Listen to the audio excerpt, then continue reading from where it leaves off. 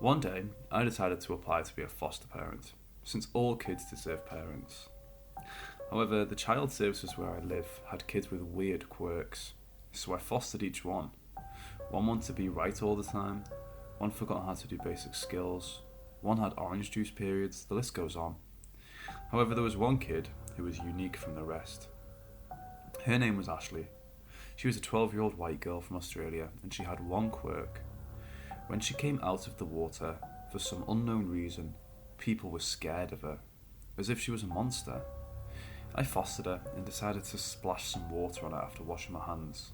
Once I did that, she looked even more adorable than before. Right then and there, I adopted her, no questions asked, and I took care of her. I told her she was adorable once she came out of the water, and soon enough, people didn't scream when they saw her come out of the water. They started treating her with dignity. Turns out, she was insecure about her body before, and that caused the problems she had once she came out of the water. And me adopting her got rid of her insecurities, and people started accepting her for who she was. Now she's 19 and insistent on staying with me. She doesn't want to go and get a boyfriend because she will be scared that they won't understand her, and that's kind of understandable, really. I thought she was improving as an individual, but at the same time I knew there was something off with her.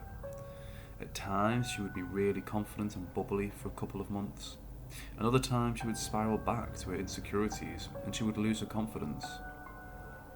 I noticed that she liked dipping into open water, like canals and ponds.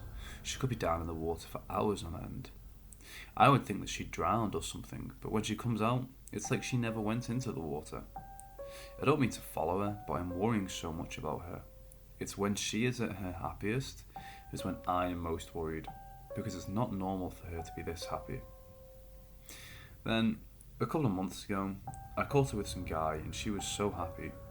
She was going through a happy phase and she told me that she never had a boyfriend. She took her boyfriend into some pond and she made him go into the pond with her. When her boyfriend comes out of the pond because he was desperate for oxygen, she shouted at him for offending her, for jumping out of the pond when she wanted to stay in the pond.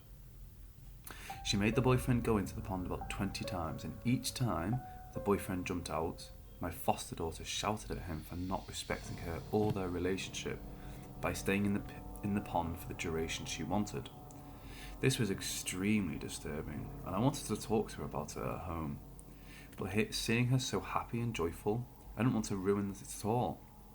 I mean, it's a heavenly moment when a parent sees their child being so happy, and it's as if they've done something right. I followed her around with her boyfriend, and she controlled him into jumping into the pond.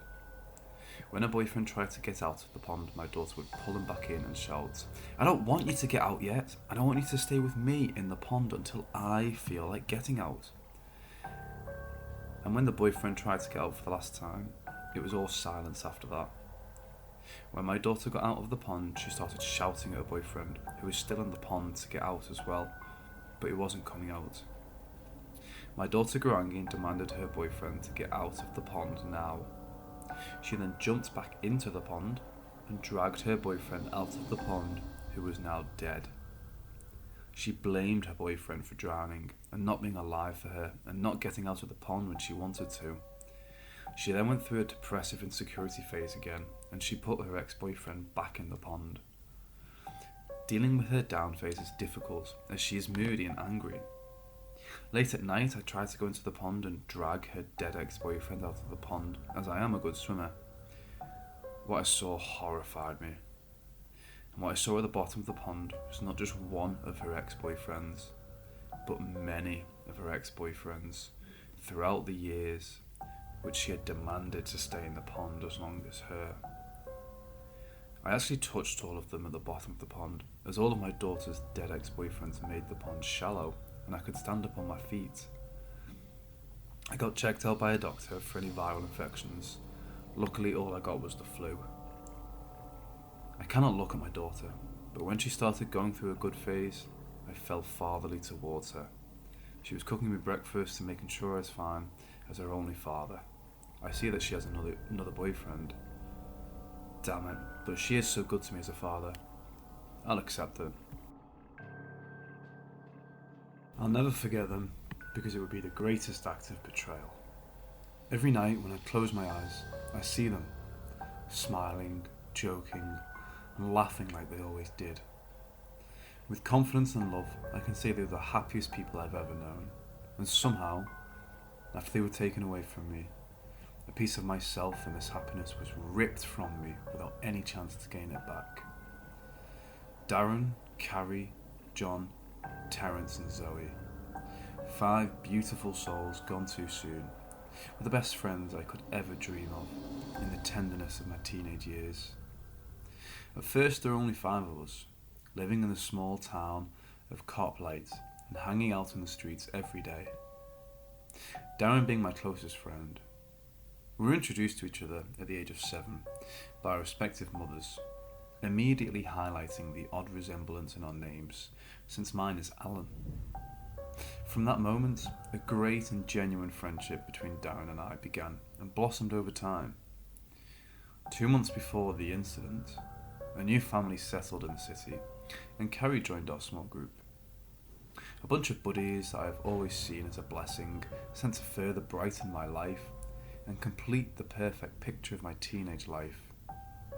A tight-knit group that I believed to be indestructible, but I did not know that on July 16th, 2005, the worst was finally going to happen. Under a starry sky that night, when it was already getting very late, we strolled through the bright, deserted streets, making a lot of noise, like any group of carefree teenagers would, before we sat on the stairs of a small, unfinished house near the industrial area. We were in an empty new neighbourhood that was due to be populated very soon, and lots of buildings were still under construction. Carrie and I were taking a selfie as we felt the vibrations of Terrence's big boombox pass through our feet. He was doing funny dance moves a few feet away from John, Zoe and Darren, engaged in a fun and passionate conversation. Cigarettes and joints lit, we were smoking and conversing to spend a little more time outdoors and together. Suddenly, Terence stopped and went to check his boombox as if something was wrong with the radio, looking at it from several angles. The music was obviously stopped. To remedy this, he first removed and then reinserted the compact disc into the device, but to no avail. Then he tinkered a bit by pressing several buttons, and finally went as far to remove a few batteries from the device, before jumping back in fear, when he noticed that his boombox was still functioning. Something had replaced the music. Something terrifying. I remember we all froze in front of the strange phenomenon. Terence then looked at us one by one, his hands raised in questioning, as if to ask us what was happening. After several seconds of listening, John approached the radio with the firm intention of turning it off. I could see the look of exasperation on his face as he kicked the device to no avail. I don't know if fear is contagious, but when I saw it in Zoe's eyes, I got the distinct impression that we shouldn't be present at this time and place. "The hell is this thing? It's messed up, bro. You should get it fixed," John said to Terence, continuing to knock on this device. "Messed up? Not even in a dream. The problem might be interferences or something. You talk about satanic gibberish? It's probably some kind of stupid joke. It's obvious." Terence then answered him with a smile, true to himself, trying to ease the atmosphere. Following his remarks about the event, I saw his smile disappear as quickly as it appeared, when a deafening noise suddenly escaped from the boombox. We all took a few steps back, staring at the device, eyes filled with horror. John, who was closest to it, covered his ears while wincing in pain. We could all feel the vibrations under our feet as the noise escaping from the device was loud. At this point, I'm more than sure we were all ready to run away and leave the radio there at that place. But no sooner had I nurtured the idea myself than the noise finally stopped. I can't remember who broke the silence, as we were all so shocked by what we had just experienced. But in any case, Zoe was so scared that she wanted us all to go home. No one opposed this idea. In addition, we were sure that the noise had alerted the night watchman, who had to watch the surroundings. Along the way, we all avoided talking about it. Not because we were still terrified, but more for the sake of maintaining our sanity. True to himself, Terence started joking, and in no time, this bizarre offence and all the unease was behind us. We were back to being normal, loud teenagers talking about everything and nothing. However, less than 10 minutes later, everyone else started walking and simultaneously pulled their phones out of the pockets. The screens of their smartphones were red and flickering. When I felt the vibrations of my phone in my pocket, I pulled out my device too. I found myself facing the same scary event. I still remember Carrie's look of terror as she put her hand over her mouth, shaking and staring at her phone screen. "Damn, that's him. He's the same guy as earlier on the radio," Darren then said. "How the hell did he do that? How does he know our names?" Without a word, Zoe raised a shaking hand and pointed to something or someone right in front of us. When they saw him, they all started staring back. Slowly, their eyes riveted on the path, as if they feared a threat sauntering in our direction. All but me, because whatever they saw, I was the only one who didn't see it. I then began to look at the path in front of me and my friends, behind me several times, completely overwhelmed by what was going on. Then at one point, I stared at Darren, questioning him with my gaze, and as he understood it, "Can't you see that thing over there, dude? Move," he said in complete panic. Is he a man? What the fuck is this?" Zoe said, on the verge of tears. Puzzled, I looked down the path again, without seeing anything suspicious or dangerous. I turned to my friends once more, and this time, as they continued to back away and yell at me to move, they were frantically pointing at someone or something in front of us who had apparently kept approaching. Looking at the path again, I once again didn't see what they all feared. It was starting to piss me off, and to be honest, Darren had played a lot of pranks on me before. Now I think about that moment and really wish it was or yet another prank from him. Sadly, that wasn't the case, and nothing could have prepared me and all of my friends for the real horror that was about to unfold. Blind to the threat my friends dreaded, and persuaded that they were all playing a prank on me, I turned angrily, ready to let them know that I didn't find it funny at all. But instead of just seeing my friends continuing to back away, I saw Darren, Carrie, Terence and Zoe running towards where we had come from, as an invisible force lifted and held John in the air by his neck. With both hands he desperately tried to grab hold of what was squeezing his neck, in vain, before he got mercilessly slashed. As if caused by a very sharp blade, gushers just appeared on his torso, tearing his shirt and cutting deep into his flesh. With an outstretched arm in my direction, I saw him trying to cry out for help, looking at me with eyes filled with a mix of pain and terror. Since he was only a few feet away from me, each hit he received made blood squirt, and each time I felt a few drops settle on my face. Frozen at first for a few seconds in front of the horrible spectacle, I then turned, running in the opposite direction. Every time I think about it, I feel like the biggest coward, because I just ran away, when he was clearly needing and asking for my help. I wish I could have died in John's place, but panic and fear filled me from the nightmare I witnessed. I just started running unconsciously, just to put a considerable distance between me and this entity that was invisible to me. I hid in a dimly lit alley between a tractor and a pile of bricks, catching my breath before thinking about how I was going to get out of there. My parents, the police, I thought, before I quickly looked at my phone, which is still in my hand the whole time, without me even realising it. Losing my mind to terror seemed like the only thing to do when I saw my phone's all red screen flicker with no way to contact anyone. Tears of pure despair then escaped my eyes, streaming very gently down my face.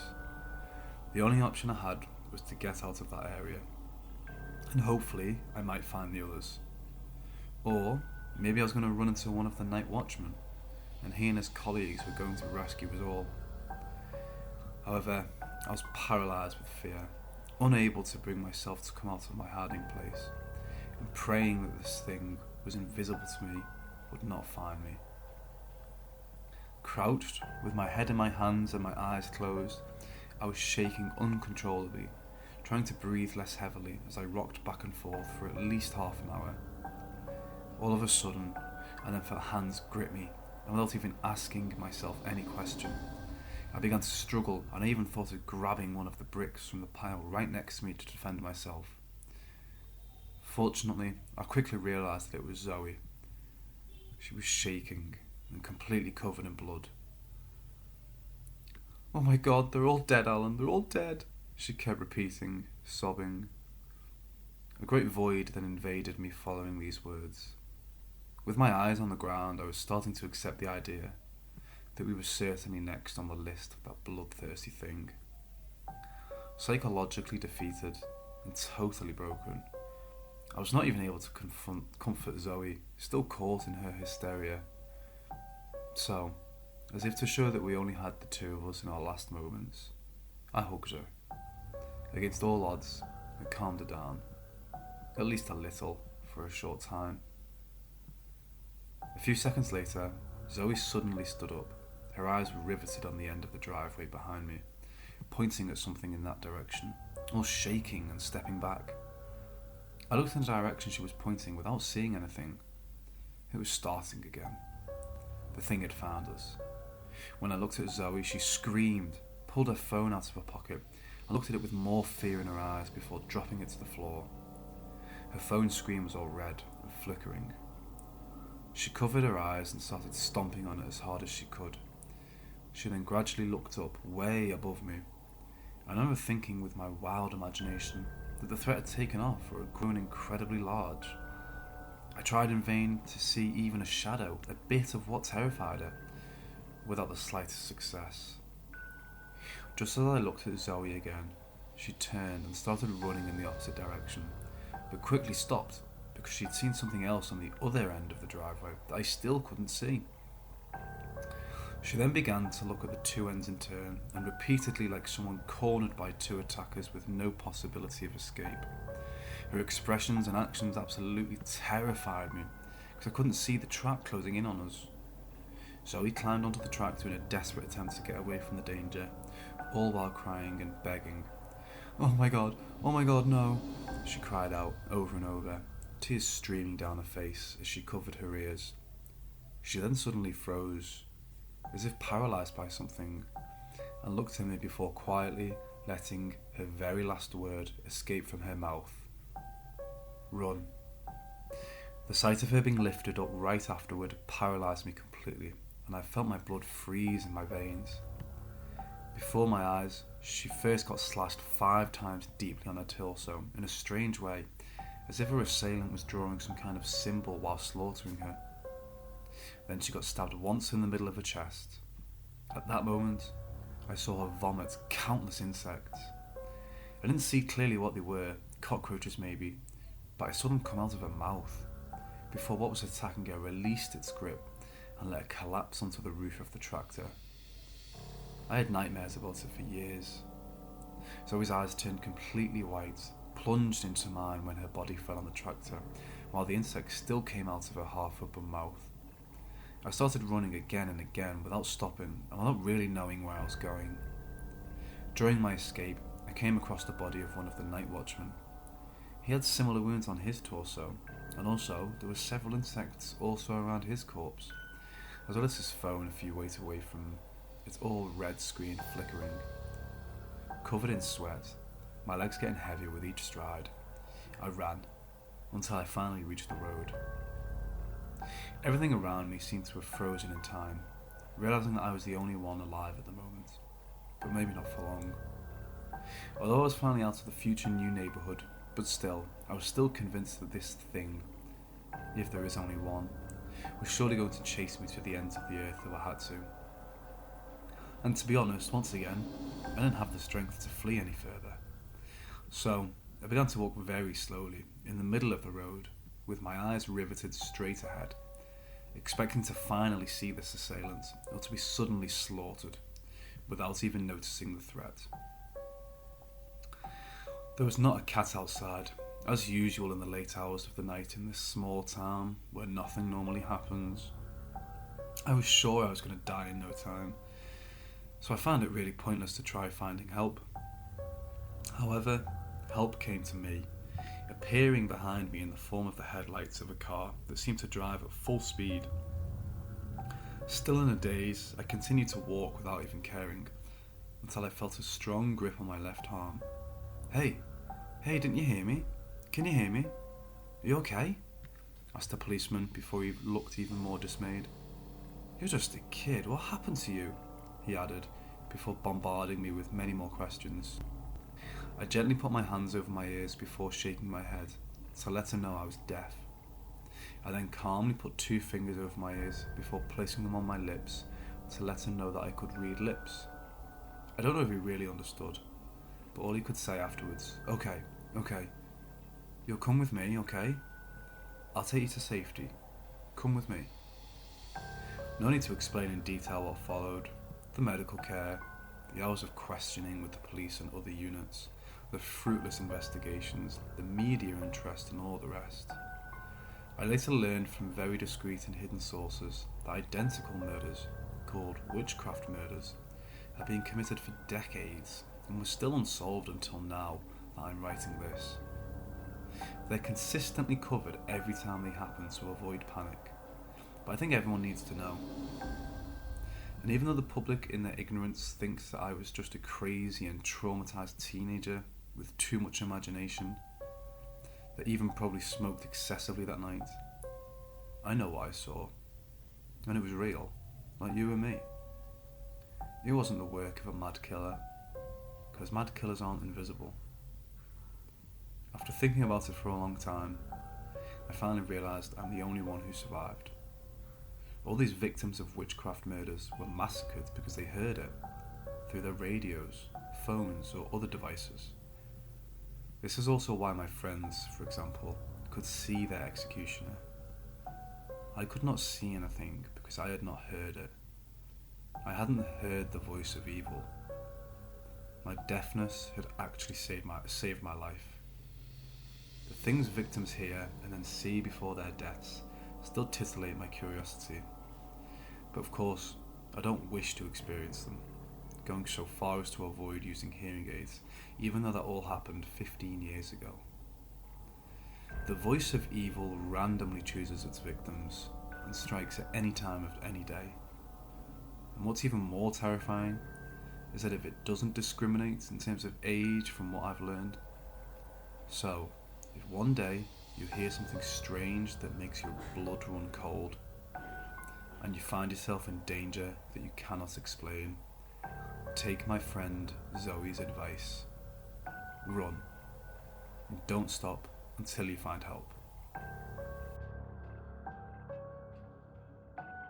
Mr. Kennicott lost his job at the worst time possible, and he also had a wife and 2 children to support.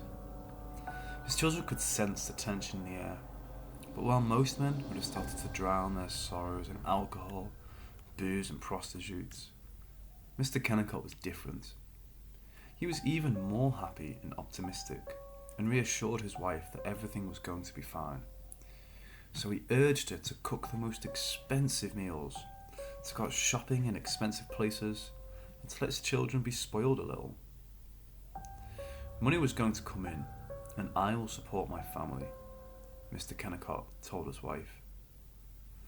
Then, every wife's nightmare came upon Mrs. Kennicott, when she woke up one morning to find her husband had gone for many days, and she wailed and screamed in fear. Later that day, a knock touched her front door, and when she opened it, she had found bags of money. There was a note which read, "From Mr. Kennicott," and there was exactly $557,000 in the bag. Then a couple of days later, another bag was full of money was left at her front door, and there was $1 million in the bag this time, and a note which read, "From Mr. Kennicott." And the wife was relieved that she had money, but she was also worried at the same time about her missing husband. Everything felt so off and weird. Even the children knew something was off, and as children always do, They asked questions. Something felt off about this money, but the wife knew she needed it more than ever. Then, another bag full of money was found at the door, and there was $262,000 in the bag. The note inside the bag read, "I told you I was going to support this family." And there was also a receipt. The receipt read as followed: heart, $1 million. Liver, $557,000. Kidney, $262,000. And then a little handwritten message that read, "There is more money to come." Everyone is just kidnapping each other, and I don't know what's going on. I remember eating breakfast at home, and the whole family were there as well. Then, someone put a bag over my head, and I was taken to a place I've never been before. When the bag was taken off my head, I was in a room with other kidnapped people. Our kidnapper looked stressed and worried. Then a couple of hours later, our kidnapper got kidnapped as well, and we all made a run for it. I remember trying to get home, but I got kidnapped again and got put in a room with other kidnapped people. Then my new kidnapper received a phone call and he started to cry because his own family had been kidnapped and none of us showed sympathy towards them. Then some of the people in the room with me started to get kidnapped again. Then my second kidnapper got kidnapped. It's this horrible cycle of everyone, whether that be perpetrator or victim, is getting kidnapped at some point.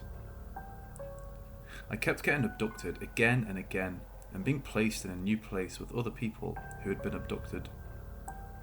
Our abductor will either be abducted again or his family and friends will also be abducted. To reduce the amount of times of being abducted, you had to be the abductor. So, I started abducting people and placed them in empty houses or buildings.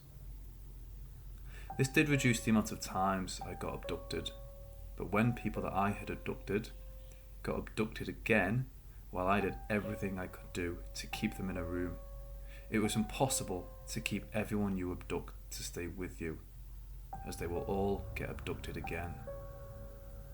I remember kidnapping another person, and then I received a phone call from a random stranger telling me that my brother and mother have been kidnapped again. I started to cry, but the guy I had kidnapped showed me no sympathy. Then the guy I had kidnapped took advantage of me while I was in an emotional state and kidnapped me and put me in some room. When my now newly turned kidnapper then got kidnapped himself, I just walked out of the house not having a care in the world of being kidnapped or kidnapping another person.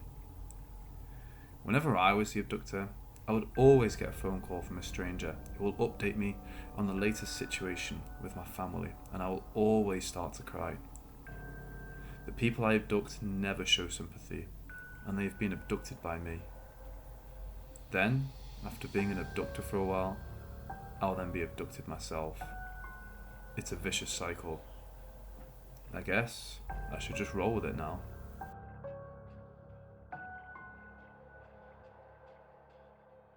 Evil people are always the kindest, and how I know this is because I am evil. Here is what I mean.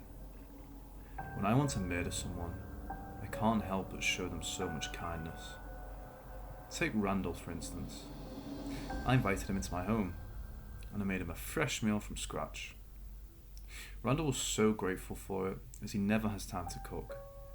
And as I watched him eat, I started to cry because Randall didn't know that it was his last meal, as I was going to murder him that night. I let him sleep in the spare room, and I hugged him before he went to sleep, because it was unknown to Randall that he was going to die at my hands. It was the last time someone would ever hug him, or for him to fall asleep in bed. I murdered him that night. Then another time, a guy named Takami was grateful towards as I took him to a theme park. As I took pictures of him on rides, and in swimming pools, I started to cry again. Because Takami had no idea my intentions of murdering him that day. Takami asked if I was okay, and I just told him that I was having such a good time. I made up a lie, saying that the theme park brought back memories of me and my dad. I brought back so much food for Takami to eat, and this nearly made me cry again. As unbeknownst to Takami, it was his last meal. I hugged him, asked him if he wanted anything else, but Takami, being a gentleman, didn't want me spending any more money on him. This made me choke up a bit, as Fulani had no idea I was going to murder him, and I wanted to make sure he had as much fun and as much food as possible.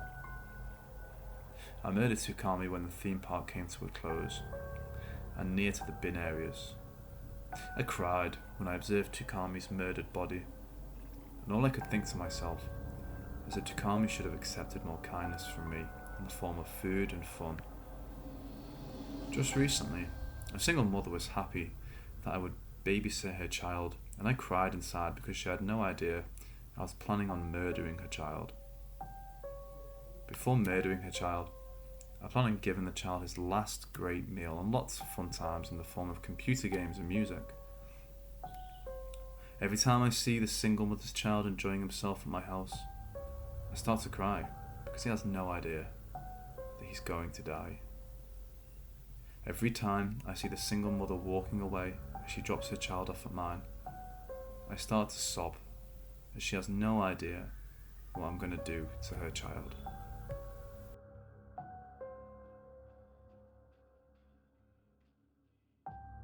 The job agency I'm part of finally found work for me after months of nothing. I've borrowed so much money, so much unpaid rent building up, that I was grateful for whatever job came through. The job was simple, and I was going to be working with another guy called Peter. Our job was to stop a guy called Andy from going into work too early. Andy has this problem where he goes into work 2 to 3 hours early, and his family, friends, even his managers are worried for him. Me and Peter would arrive at his house, and we would basically stop him from going to work too early. And Andy does the night shift, where he starts at 10 PM and finishes at 8 AM. My co-worker Pete, he's fine, and when we first got started on the job, we didn't really know how to stop Andy from going into work too early. We would do everything we could verbally to stop him, and it even went as far enough to shouting and swearing at Andy to not go into work far too early. When me and Peter failed, we got a bollocking off our managers, and then we decided to step up our game to stop Andy going into work 2 to 3 hours early. So, we decided to strap him to his bed and only let him out when it was just about right. The screams Andy would let out were nerve-wracking, and it slipped right into the emotions. Then he started vibrating, and I literally mean his whole body started vibrating. Andy's face started to change shape a little bit, and it was off, really off. When me and Peter unstrapped him, Andy quickly got ready for work, and this time he was only an hour early for work, instead of 2 to 3 hours. Our managers congratulated us, but still demanded that we do better. So we did better by strapping Andy to his bed, and the longer we strapped Andy to his bed, the more unusual things he would start to do. He would start to speak in languages I had never understood before, and his body was vibrating even more. And his face looked like it was changing. When we unstrapped Andy and he got ready for work, he was only half an hour early for work. Our manager didn't congratulate me and Peter, but rather ordered us to do better, and this pissed me off. I decided to make Andy late for work, and I didn't unstrap Andy until it was time for him to go into work. Andy now didn't seem human, and he was floating in the air while vibrating and speaking in a non-human language. He literally ripped off Peter's head and ran to work without getting properly ready. Andy didn't get into trouble for being late, as he had a proper excuse for being late. which was me and Peter, and Andy had Peter's head for physical evidence. I'm being stalked, and it all started a couple of months ago. I was walking alone at night, and as I was just minding my own thoughts, I saw a light lamppost, which was tall and proudful of giving light to the street. I walked past it, but when I saw another light lamppost shining brightly in the night, and I started to become paranoid as to why it was following. I then carried on walking down the street, and to my horror, I see another light lamppost standing arrogantly under the cold night sky. I shouted at it to stop following me, and I don't need that much light. I tried attacking it with a knife in my pocket. I ran away after that. After that experience, I thought I had escaped being stalked, and when I went out walking during the day, I walked past a street bin just standing there, with such a simple but crucial job in the world of accepting people's mess. It didn't have pride like the light lamppost, but was generous in some way for accepting people's rubbish and keeping the earth tidy.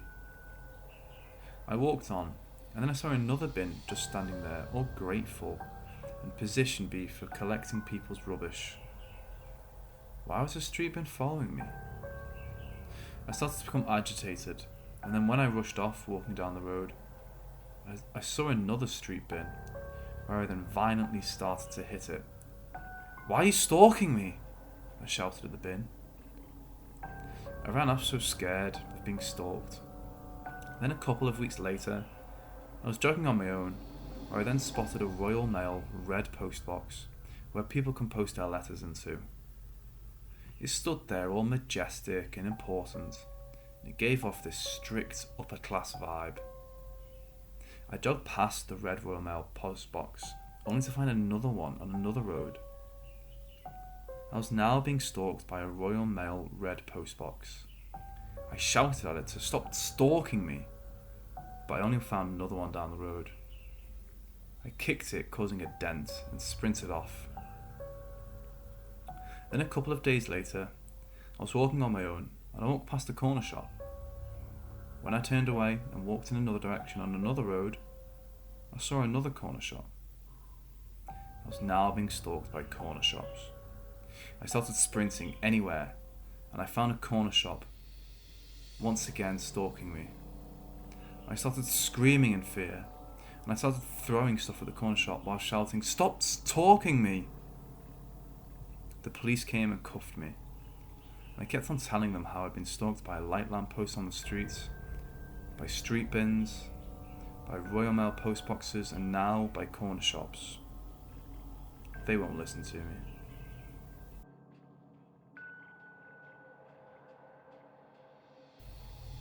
I joined a gym a couple of months ago, and like all gyms, they give you a free month.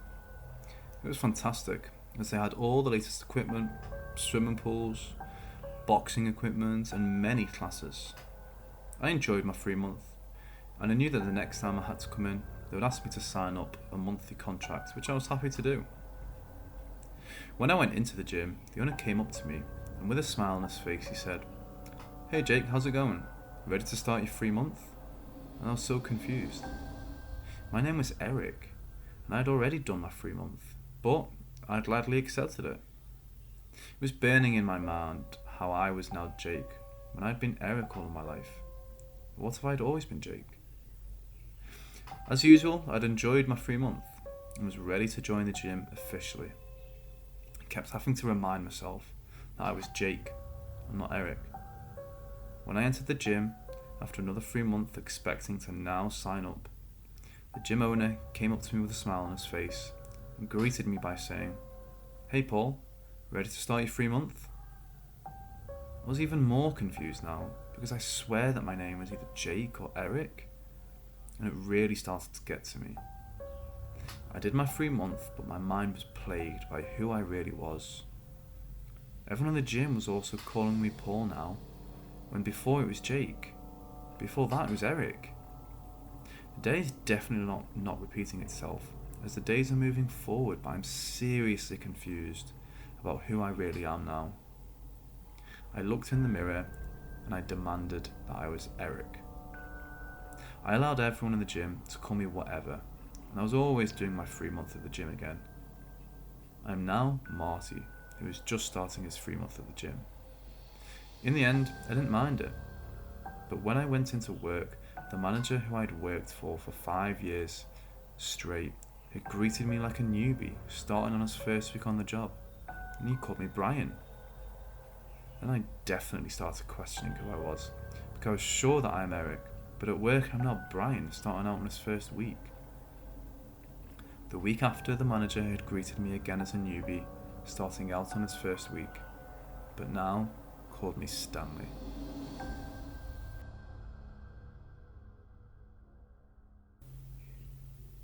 I prefer to have all of the curtains inside my house closed instead of open, and it should be a simple thing to get done. But there is a man out there who will go blind if I close the curtains. I close the curtains around 9 PM, and it's something I have recently started doing, as I've never closed the curtains in the past before. Then the next day, the sun was shining and I opened all of the curtains. This man then knocked on my door, and when I opened it, he had this look of desperation on his face. He knew that I had closed the curtains at 9 PM and opened them at 7 AM.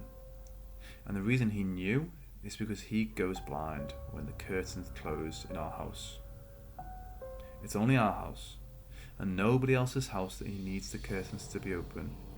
And he kept on telling me about how he hated going blind. He hates not seeing my mother going through her phases of bipolar depression. He hates not seeing my father trying to punch ghosts, but instead starts attacking the walls and cupboards. He hates not seeing my little brother failing in life by just doing nothing all day. The most important thing he hates not seeing is how my family will ask our bruises on our bodies as to where they came from. When I blinded this man by closing the curtains in my house, he was so worried about our bruises. He himself wanted to know where we got our bruises from, and even asked my bruise on my arm where it came from. "Where did you come from, Bruce?" the man asked, and he told me that he enjoys to be able to see us asking our bruises and cuts where they came from. His communication is key in life. Then my bruise started to talk, and it hurt so much that my bruise told this man. I was formed when the mother hit the boy's arm. And my bruise was right, it had formed when my mother hit my arm. My other bruise though on my leg told the man, I don't know where I came from.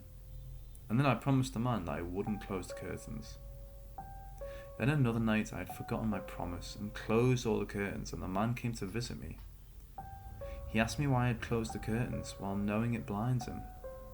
I tried to apologise, but he wasn't having it. I couldn't see your father fighting thin air, nor could I see your mother having a breakdown. I couldn't see all of you talking to your bruises and asking where I came from. And I couldn't see anything at all.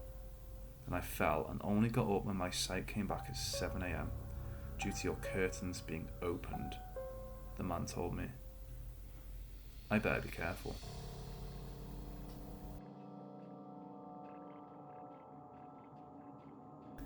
My father believed that one day I will be fatter than a bullet, and every day I have to race a bullet. We go to a field, and my father's holding a gun, pointing at someone at the finish line. I'm not in line with the gun, and when my father shouts "go," he also shoots the gun at the same time, which instantly kills the other guy he was pointing the gun at, and I clearly lose again. My father shouts at me for being slower than a bullet, and I just feel so terrible for losing, and also for the guy who'd been killed by the bullet. My father puts another guy at the finish line with the gun pointing at them, because he wants this to urge me to be faster than a bullet and stop the bullet before it kills the person at the finish line. On another day, he uses another stranger at the finish line, and with my father pointing a gun at him, I'm out to race the bullet and literally stop the bullet from piercing into this person. When my father shouts "go" and fires the gun, the guy at the finish line drops dead. My father shouts at me for being slower than a gun, and now I have blood on my hands. My father then goes too far and starts using cousins, relatives, and my friends at the finish line to urge me more to be faster than a bullet and to stop the bullet before it kills someone. He used my cousin at the finish line, and when my father shouted go, he fired the gun off. It instantly killed my cousin. My father was now more angrier than ever and blamed me for the death of my cousin. He told the rest of the family how it was my fault that my cousin had died because I was slower than a bullet. Then, my own father was at the finish line. And this time he thought that if he himself was at the finishing line with a gun pointing at him, then this would urge me to run faster than a bullet and stop the bullet from entering him. When the gun was shot, I was too slow once again, and my father died.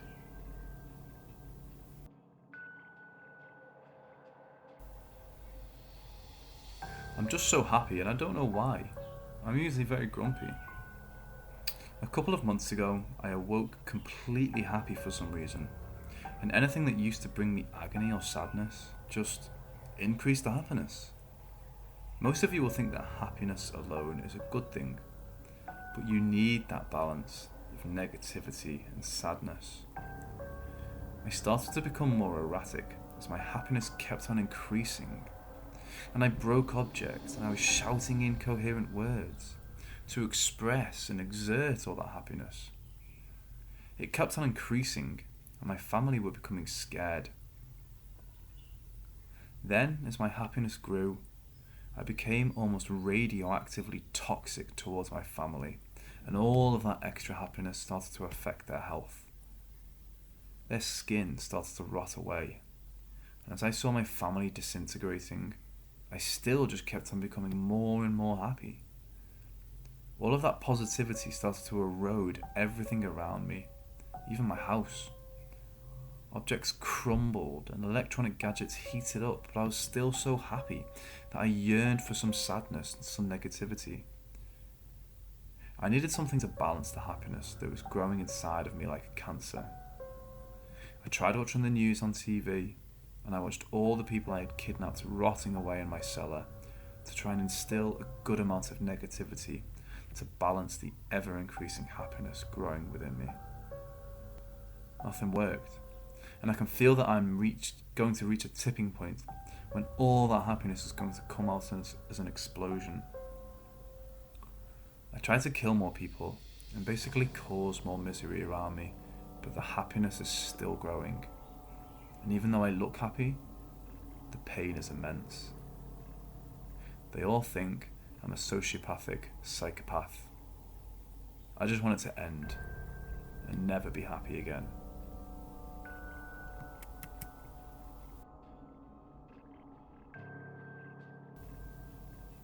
My girlfriend and I wanted to test how much distance our relationship can take. We both thought that our relationship was so strong that being away from each other over long distance wouldn't affect us, unlike other couples. So, my girlfriend moved to another house on another street, and it didn't affect our relationship in any way, and everything was still normal. We still went out on dates and made time for each other. It was great to have some space for the both of us. Then my girlfriend moved again and went on to live in another town to test distance against our relationship. And to be honest, we were both still going strong. We spoke to each other and went out to places together, and everything was just fine. I enjoyed seeing her, and she enjoyed seeing me, and it seemed like the distance made our relationship much more stronger than ever before. It sort of made us both notice each other a bit more, because living together can make one become invisible by seeing each other every day. There's always something to talk about when distance is involved in a relationship. Then, my girlfriend moved to another country to test our relationship even more with distance, and I've got to be honest, even though she was in another country, it still made our relationship so much stronger.